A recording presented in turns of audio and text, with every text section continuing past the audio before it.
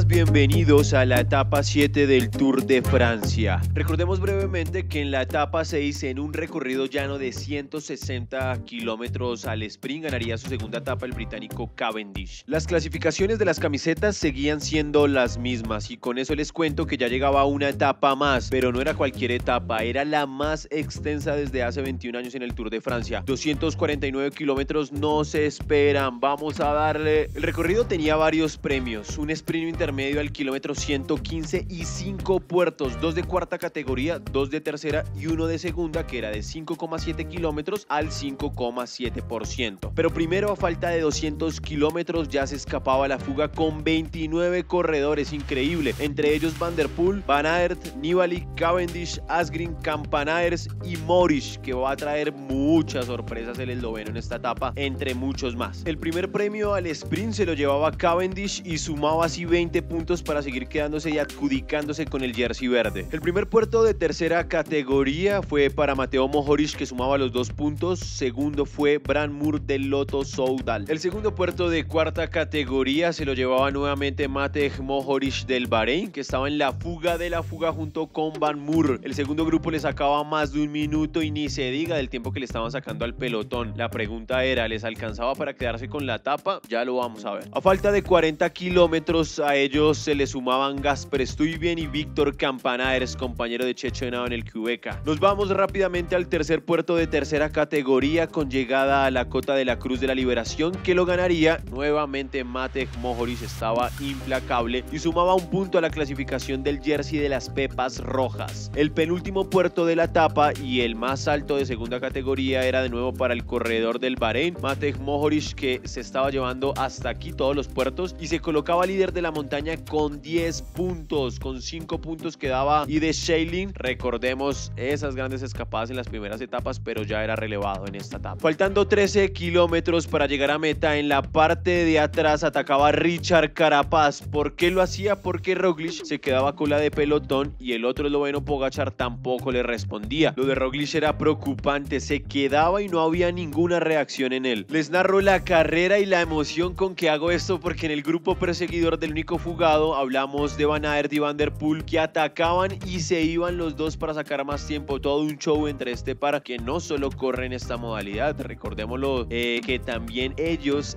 luchan por el ciclocross, la otra competición en la que son unos capos. Pasando esto, se venía el último puerto de la etapa de cuarta categoría y sería nuevamente para Mohoric, que seguía ampliando su ventaja en la camiseta de los puntos rojos. Se venía la definición de etapa y el mismo Mohoric, sí, el esloveno con lágrimas en sus ojos, conquistaba la séptima etapa del Tour de Francia. Victoria nuevamente para el Bahrein, que también había tenido victorias en el Giro de Italia. Finalmente, Carapaz llegaría con el pelotón y su pequeño ataque no tuvo frutos. El más perjudicado del día fue Nairo Quintana, que llegó a más de 18 puntos del ganador, y así quedaría la clasificación general para los latinoamericanos. Urán era el único en el top 10 y Carapaz en el puesto 12. Cuando de una vez nos metemos a revisar la clasificación general, vean esto: la lucha entre Van der Poel y Van Aert del Jumbo. El dueño de la camiseta de montaña era el protagonista de hoy, Matej Mohoric, con 11 puntos. El jersey de los puntos seguiría siendo para Cavendish con 168 puntos y la blanca, el mejor joven, la mantendría Pogačar. Y por fin llega la alta montaña, el Tour de Francia, en la etapa 8, un trazado de 150,8 kilómetros con 3 puertos de primera categoría. ¿Empezarán nuestros escarabajos a realizar el trabajo, muchachos? Nuevamente una etapa más, acá llegamos al final, y si les gustó este resumen, les agradezco como siempre me ayuden a seguir con este sueño de ser periodista independiente y me ayuden con una suscripción. Acá abajo también pueden activar la campanilla de notificaciones y pueden estar atentos a todo el material que vamos subiendo. ¡Ale, ale!